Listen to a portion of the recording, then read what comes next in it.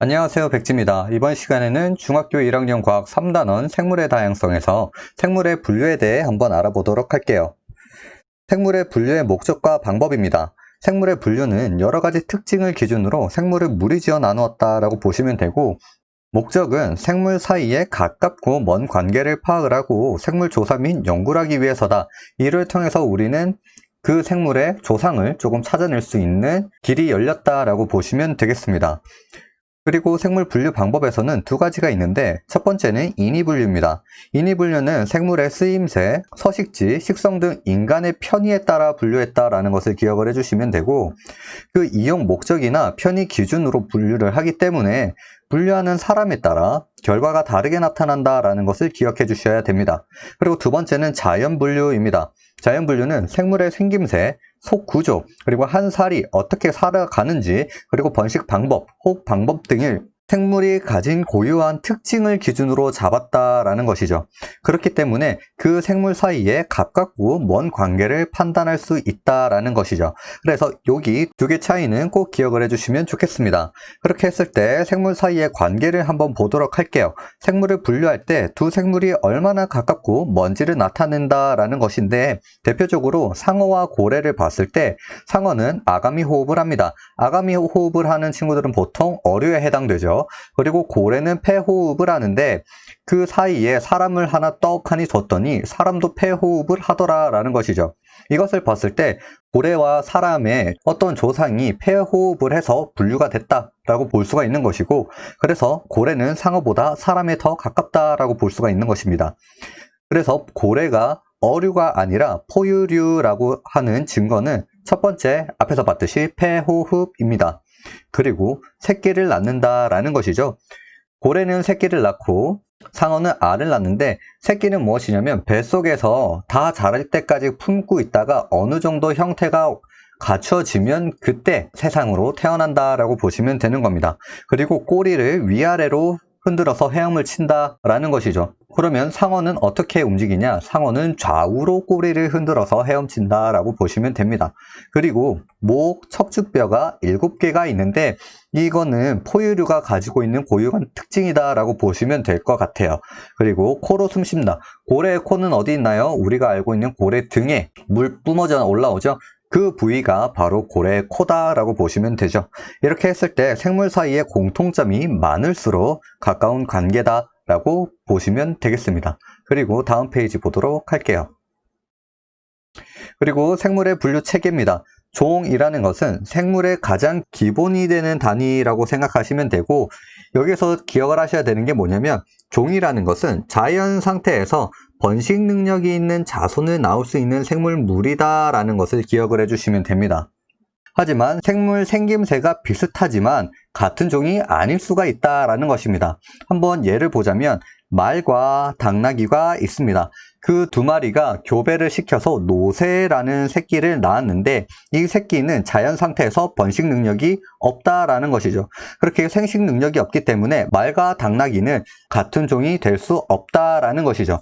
그리고 호랑이와 사자를 보았을 때도 라이거라는 새끼가 태어났지만 그 라이거도 생식 능력이 없다. 이를 통해서 호랑이와 사자는 같은 종이 아니다 라고 할 수가 있는 것입니다. 이거는 꼭 기억을 해주시면 되고, 그렇게 했을 때 생물 분류 체계는 생물을 분류하는 여러 단계로 가장 작은 범주인 종에서부터 가장 큰 범주인 것으로 묶어서 나타낸다라고 보시면 되고, 그 분류 단계는 가장 작은 종부터 시작해서 종속 과목 강문 개, 마지막 가장 큰 개까지 보시면 된다라는 것이죠. 옆에 예로 사람을 분류 한번 해보도록 할게요. 첫 번째, 가장 큰 동물계에 사람이 포함되어 있죠. 하지만 여기 보면 타조도 있고 뱀도 있고 원숭이도 있고 지렁이까지 바로 다 동물계에 포함된다라는 것입니다. 여기서 좀 더 작은 단계로 들어가면 지렁이가 빠졌고요, 나비가 빠졌죠. 그리고 좀 더 아래인 포유강으로 들어가 보면 뱀이 빠졌고요, 개구리, 타조가 빠졌다. 그 다음 좀 더 자세히 영장목으로 갔더니 소와 돼지가 빠져나갔다라고 보시면 되겠습니다. 그렇게 했을 때 사람과 호모 사피엔스 종이라고 볼 수가 있는 것이죠. 앞에서도 말했듯이 연관지어지는 게 많으면 많을수록 가까운 관계다라고 볼 수가 있죠. 이 중에서는 침팬지와 오랑우탄, 원숭이가 앞에서 다른 생물들보다 좀 더 사람에 가깝다라고 볼 수가 있는 것입니다. 이거를 통해서 다시 한 번 더 보도록 할게요. 앞에서 말했던 이 동물계의 분류를 통해서 우리 반달가슴곰과 호랑이, 고양이를 볼 텐데 이 세 개의 종이 누가 더 가까운지 우리는 알 수 있다라는 것이죠. 지금 쭉 식육목까지는 공통적인데 여기서 곰은 곰과로 나뉘었고요. 호랑이와 고양이는 고양이과로 나뉘었다라고 보시면 되는 겁니다. 이를 통해서 호랑이와 고양이가 좀 더 서로 가까운 관계다라고 볼 수가 있다라는 것이죠. 그리고 다음 페이지 보도록 할게요. 그리고 생물 분류입니다. 앞에 개라는 것은 생물 수준의 분류 중에 가장 크다라고 말을 했는데 그 개 중에서도 여러 가지를 분류하는 방법이 있다라는 것이죠. 그 개의 분류 기준을 보면 첫 번째 핵막의 유무, 핵이 존재하냐 마냐라는 것이고 세포벽을 가지고 있냐 라는 유무도 있습니다. 그리고 세포수가 하나의 세포로 이루어진 생물인지 여러 개의 세포가 뭉쳐서 만들어진 생물인지 우리가 단세포와 다세포로 분류를 한다라는 것이죠. 그리고 광합성, 그리고 기관의 발달 정도라고 보시면 되겠습니다. 여기서 기관이라는 것은 일정한 모양이나 기능을 나타낸다라는 것이고 식물과 동물에서 나타나는 기관을 보시면 식물에는 뿌리, 줄기, 잎, 꽃, 열매 등이 있고 동물에서는 우리가 잘 아는 심장, 폐, 뇌, 소장 등이 바로 기관이다 라고 보시면 되는 겁니다. 이것을 기억을 하시고 다음 페이지 한번 보도록 할게요. 여기서도 생물의 분류 5개가 존재하는데 그 중에 원핵 생물계와 원생 생물계, 균계, 식물계, 동물계로 분류를 한다라고 보시면 됩니다. 앞에서 첫 번째로 핵막의 유무, 핵이 있냐 없냐라고 첫 번째로 분류를 했었죠. 보시면 핵이 없는 원핵 생물이라는 것이 있고 핵을 가지고 있는 진핵 생물들이 있더라. 그래서 이렇게 핵이 없는 원핵 생물들이 모여있는 가장 큰 개가 원핵 생물계다라고 보시면 됩니다. 그러면 원핵 생물계는 핵막이 없다라고 했죠. 그래서 핵이 없다. 그래서 대부분 단세포고 하지만 세포벽은 가지고 있다라고 하네요. 세포벽을 가지고 있어서 세포 내부를 보호할 수 있다라는 것이죠. 이렇게 했을 때 예로 대장균과 폐렴균, 젖산균이 있다라고 보시면 되겠습니다. 그러면 그 위에 핵을 가지고 있는 친구들은 어떻게 나뉘었나 한번 보도록 할게요. 먼저 식물계부터 볼게요. 식물계에서는 핵이 있고요. 다세포 생물이다라는 겁니다. 우리 식물은 또 세포벽을 가지고 있고 운동성이 없다라는 것을 알고 있죠. 그리고 종자나 포자로 번식한다라고 보시면 되고 종자는 우리 눈에 보이는 일반적인 씨라고 보시면 되고 포자는 우리 눈에 보이진 않지만 그 생물이 가지고 있는 생식세포다라고 보시면 되겠습니다.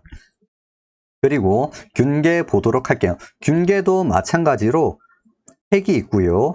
단세포와 다세포 생물이 존재한다라고 합니다. 그리고 운동성은 없고요. 세포벽은 가지고 있네요. 식물과 또 다르게 광합성은 하지 않습니다. 그리고 균사로 이루어져 있다라고 하는데 이 균사는 다음 페이지에서 좀 더 자세히 알아보도록 하고요. 단세포에는 효모라는 게 있고 이 효모, 맥주 효모 들어봤죠? 그리고 누룩 들어보셨나요? 막걸리를 만들거나 우리가 식혜를 만들 때 누룩이라는 것을 같이 넣는데 여기 누룩도 효모에 해당된다라고 보시면 되고 다세포 생물에서는 버섯과 곰팡이가 있다라는 것을 기억해 주시면 됩니다. 그리고 동물계를 보면 동물계도 마찬가지로 핵이 있고요. 다세포 생물이다. 하지만 식물계와 다르게 세포벽은 없다라는 것이죠. 그리고 운동성은 존재한다. 그리고 광합성은 하지 않고 자연적으로 영양분을 만들어서 생성하는 게 아니라 먹이를 섭취를 따로 해줘야 된다라는 것이 있습니다. 이렇게 했을 때 척추가 없는 동물에는 해파리, 지렁이, 조개, 달팽이, 거미 등이 있고요. 척추가 있는 동물에는 개구리, 악어, 오리, 고래, 원숭이, 사람도 있다라고 보시면 되겠네요. 그리고 원생 생물계라고 있는데 여기서는 식물계에도 포함되지 않고 균계에도 포함되지 않고 동물계에도 포함되지 않는 친구들을 모두 모았다라고 보시면 되는 겁니다. 그렇게 해서 핵막으로 둘러싼 뚜렷한 핵은 있지만 대부분 물속 생활을 하고요. 기관이 발달되어 있지 않다라는 것이죠. 식물계와 균계, 동물계는 어느 정도의 기관이 있었어요. 하지만 원생 생물계에는 기관이 발달하지 않았다. 그래서 광합성을 하는 종류에서는 김과 미역, 다시마, 파래 등이 원생 생물계에 들어간다라고 보시면 되고, 단세포에서는 집신벌레, 아메바 등이 있다라고 보시면 되겠습니다. 다세포는 앞에서도 봤듯이 그대로 나와 있다라고 보시면 되겠습니다. 그리고 다음 페이지 보도록 할게요. 앞에서 균사라고 얘기를 했죠. 그 균사는 버섯이나 곰팡이 몸을 이루고 있는 가느다란 실 모양의 구조다라고 보시면 되고, 여기에 가느다란 실 모양들이 있죠. 이것이 바로 균사라고 보시면 되겠습니다. 균사를 보면 약간의 벽이 존재하고 있는 거 관찰되고 있습니다. 그리고 이거는 우리가 배운 내용과 상관은 없지만 곰팡이 얘기가 나와서 플레밍의 푸른 곰팡이 이야기를 조금 가지고 왔습니다. 우리 플레밍이라는 사람이 역사적으로 아주 위대한 발견을 하나 했었죠. 그 발견 과정이 아주 특이한데 실험을 하기 위해서 포도상 구균을 배양하고 있었습니다. 하지만 실수로 뚜껑을 닫고 가지 않았어요. 그리고 며칠 있다가 왔더니 그 위에 푸른 곰팡이가 크게 자리를 잡고 있었는데, 푸른 곰팡이가 있던 자리에 포도상 구균은 크게 자라나지 못했고 멀리 떨어져 있는 친구들만 잘 자라고 있었다라는 것이죠. 이것을 보고 푸른 곰팡이에는 어떤 물질이 있길래 이런 생장 억제가 일어날까라고 해서 연구를 해봤더니 푸른 곰팡이 속에 페니실린이라는 물질이 그런 역할을 했다라는 것이죠. 우리 페니실린은 뭔가요? 지금 역사적으로 가장 위대한 항생제에 해당되겠죠. 그래서 우연치 않게 발견된 것이 가장 큰 업적을 남겼다라고 보시면 되고, 곰팡이라도 다 나쁜 것은 아니다라고 보시면 되겠습니다. 이렇게 해서 오늘은 여기까지고요. 다음 시간에 또 다른 영상으로 찾아오도록 하겠습니다. 안녕.